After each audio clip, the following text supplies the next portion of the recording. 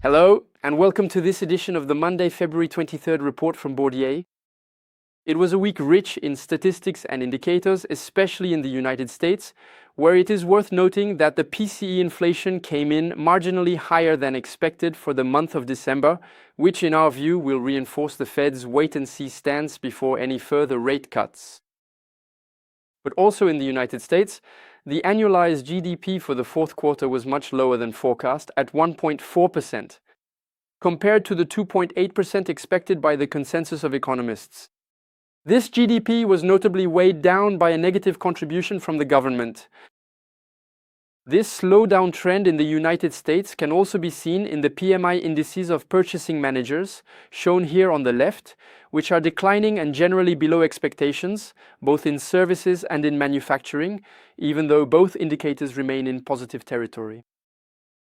The good news comes from Europe, where both of these indices are rising and positive, including for the manufacturing sector at 50.8. This confirms the trend that has been underway for more than a year, despite the mixed US statistics. And the thunderbolt? On Friday, with the Supreme Court's announcement of the illegality of the tariffs imposed in April 2025 by the Trump administration, you can see here that risk assets, in practice equities, delivered positive performances, but that the US market has more 1.1% once again underperformed Europe and Switzerland, which were around 2%. Since the beginning of 2026, the S&P 500 has managed to eke out just 1%, compared to 12% for emerging markets and 7% for Europe in dollar terms. Gold, for its part, continues its recovery and is now up more than 19% since the start of the year. All of this is very encouraging for us.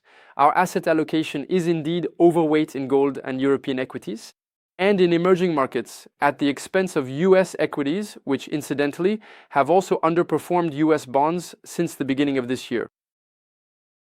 There are still some great opportunities in the United States, particularly in the utilities sector, among electricity providers, where NRG Energy has entered our portfolios to capitalize on the theme of the supercycle in electricity demand. This supercycle is the result of the electrification of the economy and the strong growth in capacity of data centers. NRG is going even further, currently engaged in strategic operations with the acquisition of another utility, LS Power. This will lead to a doubling of its electricity production capacity, particularly in Texas, a very tight region, and to a significant increase in its earnings per share, which has not yet been factored into its valuation multiples. So there are still many movements to be expected on the markets this week. Thank you for your attention and see you next week.